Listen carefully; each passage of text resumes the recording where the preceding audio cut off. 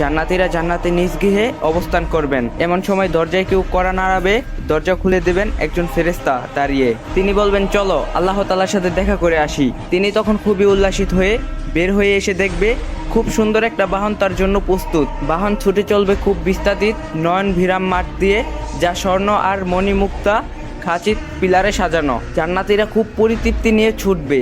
এমন সময় আলো দেখবে, আলোর পর আরো আলো, তারপরও আরো আলো। জান্নাতীরা তখন উল্লাসিত হয়ে ফেরেশতারে জিজ্ঞাসা করবেন, আমরা কি আল্লাহ তাআলাকে দেখেছি, না আমরা সে পথে ছুটছি? ফেরেশতা বলবেন, হঠাৎ জান্নাতীরা শুনবেন গায়বী আওয়াজ, আসসালামু আলাইকুম ইয়া আহলাল জান্নাহ। আল্লাহ তাআলা স্বয়ং সালাম দিয়েছেন। জান্নাতীদের খুব আবেগময় হইব সেই মুহূর্তটা।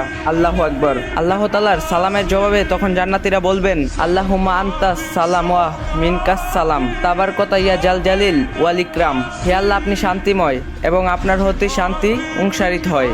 আপনি বরকতময়, হে মহান ও সম্মানের অধিকারী। তখন আল্লাহ সুবহানাহু তাআলা জিজ্ঞাসা করবেন, তোমরা কি খুশি, তোমরা কি সন্তুষ্ট?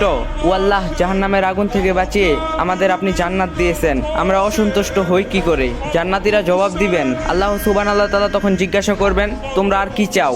তখন জান্নাতীরা আলহামদুলিল্লাহ বলবে, আর বলবে কিছু চাই না। না না, আজ তো দেওয়ার দিন, আমি আরো দিব, বলো তোমরা কি চাও? তখন জান্নাতীরা আলহামদুলিল্লাহ সমসবরে বলে উঠবে, ও আল্লাহ, আমরা আপনাকে দেখতে চাই, আপনাকে দেখিনি কখনো, আপনাকে আমরা ভালোবাসি। আল্লাহ সুবহানাল্লাহ তখন পর্দা সরিয়ে দিবেন সৃষ্টি এবং স্রষ্টা মুখোমুখি। চোখ বন্ধ করে একটু চিন্তা করুন, সারা জীবন দুনিয়াতে যাকে ডেকেছেন, যাকে না দেখে চোখ দুটো অঝরে কেঁদেছেন, কাউকে না বলা আপনার একান্ত কথাগুলা যাকে বলেছেন, খুব বিপদে কেউ নেই পাশে কেঁদে কেঁদে যাকে বলেছিলেন, পকেট ফাঁকা ঘরে খাবার নেই, অনিশ্চিত উৎস থেকে খাবারের ব্যবস্থা যিনি করেছেন, কত চাওয়া মাকে বলেননি, বাবাকেও বলেননি, রাতের পর রাত কেঁদে কেঁদে যাকে বলেছিলেন, কত আবদার করেছি কেউ দেখেনি, একজন দেখেছেন কিন্তু গোপন রেখেছেন, বারবার ভুল করেছি যিনি মাফ করে দিয়েছেন, অদৃশ্য ইশারায় সাবধান করেছেন, মমতাময়ী মা, আদরের সন্তান, প্রিয়তম স্ত্রী, ভালোবাসা দিয়ে অদৃশ্য ভালোবাসা আমাকে যিনি ভালোবাসেছেন সবচেয়ে বেশি, সবচেয়ে আপন, সেই প্রতিপালকের মুখোমুখি।